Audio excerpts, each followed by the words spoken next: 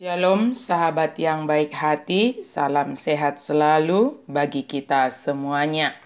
Marilah kita bersatu di dalam doa. Allah Bapa, di dalam Yesus Kristus kami memuji memuliakan Engkau ya Tuhan di dalam setiap kehidupan kami. Biarlah kami senantiasa dipenuhi oleh firman Tuhan. Buka hati dan pikiran kami ya Allah, agar kami dikuasai, dipenuhi oleh firman-Mu. Amin. Firman Tuhan bagi kita hari ini dari Ulangan 4 ayat 10.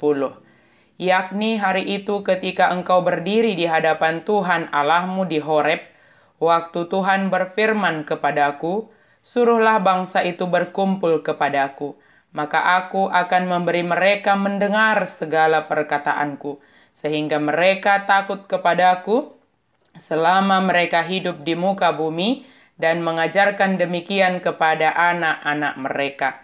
Diari uju na jong ho diadopan ni Jahoba de batam di Horeb, uju na nidok ni Jahoba tuho, paluhut mabang soi diau, asa au patu begehot tu nasida hatakku, akasi para teatehonon nasida, asa marhabiaran nasida mida au saliling mangolu nasida di tanoon. Asa diajarhon huhut tu akka anakkon nasida. Takut akan Tuhan dan mengajarkannya kepada anak-anak. Sahabat yang diberkati oleh Tuhan, berdiri di hadapan Tuhan dan menerima perintahnya melalui firman-Nya adalah berkat bagi kita. Allah masih mau memberi perintah akan hal yang harus dikerjakan, merupakan bentuk kasih-Nya bagi umat-Nya, supaya umat-Nya dapat melakukan hal yang sesuai dengan kehendak Tuhan. Perintah Tuhan bagi kita adalah berada dalam perkumpulan, berkumpul kepada Allah. Artinya mengadakan perkumpulan bukan hanya sekedar berkumpul, namun di dalam perkumpulan itu ada kehadiran Allah bagi diri setiap orang yang ada di dalamnya. Berkumpul kepada Allah, mengadakan persekutuan untuk bersama-sama mendengarkan perintah Allah.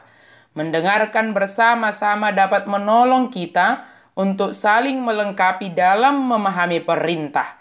Sehingga dalam melakukan perintah itu juga umat dapat saling menolong dan mengingatkan.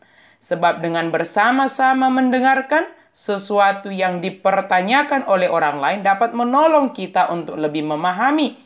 Atau sebaliknya, apa yang kita pertanyakan dalam membuat semakin jelas apa yang sedang kita dengarkan bersama-sama. Keadaan sekarang yang sudah semakin lebih membaik, menolong kita untuk rindu ikut dalam perkumpulan untuk bersama-sama mendengar dan belajar dari firman Tuhan. Allah berfirman, memberikan apa yang ingin Dia perkatakan bagi umat-Nya dengan tujuan agar umat-Nya takut akan Allah. Takut dalam artian hormat, kasih, dan taat sepenuhnya karena mengenal dan mengetahui Allah yang senantiasa menyertai dan memberkati umat-Nya.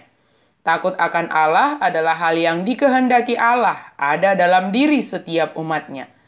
Firman Tuhan yang kita dengarkan setiap hari menolong kita menjadi pribadi yang takut akan Allah, yang senantiasa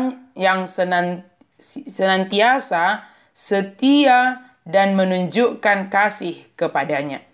Jika seluruh aspek kehidupan kita lakukan di dalam takut akan Tuhan, tentu kita selalu berjalan dalam koridor yang dikehendaki oleh Tuhan, dalam koridor kebenaran yang seturut dengan kehendak Tuhan. Dan dengan sendirinya, cara hidup kita yang takut akan Allah menjadi pengajaran secara langsung kepada anak-anak kita.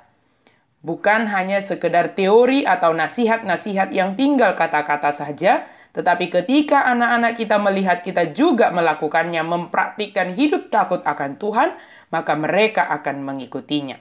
Benar, kita harus memperkatakannya siang dan malam, atau dalam setiap waktu kepada anak-anak kita, membuatnya di tiang rumah, bahkan ketika kita duduk atau dalam perjalanan, firman Tuhan itu harus berulang kali kita ajarkan dan perkatakan kepada mereka dengan tujuan agar anak-anak kita juga bertumbuh sebagai pribadi yang takut akan Tuhan.